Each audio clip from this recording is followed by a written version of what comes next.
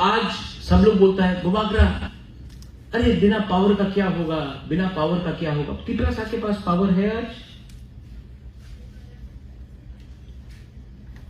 जब आईपीएफटी और बीजेपी बैठा था तो त्रिपुरा साहब के पास पावर था।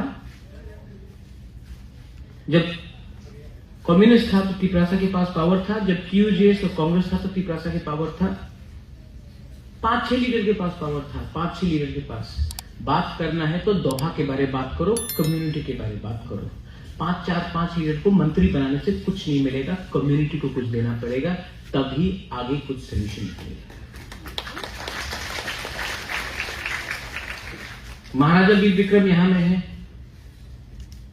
बहुत लीडर लोग बोला ये प्रद्योत तो रोता है, आंख से आंसू आता है, रोता है। हां रोता हूं, पोस्ट के लिए नहीं रोता हूं, पावर के लिए नहीं रोता हूं, अपना लोगों के लिए रोता हूं।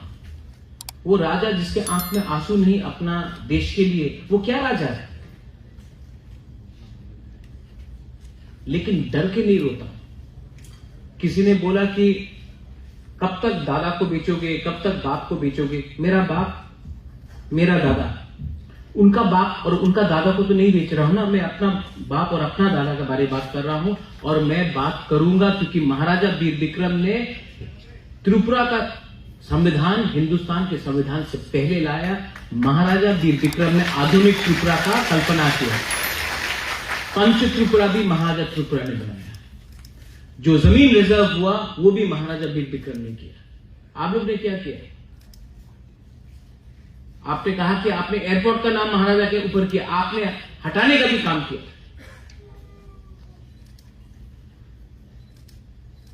आज हमारे ही जगह को हमको देके बोलते हो हमने कितना बड़ा काम किया।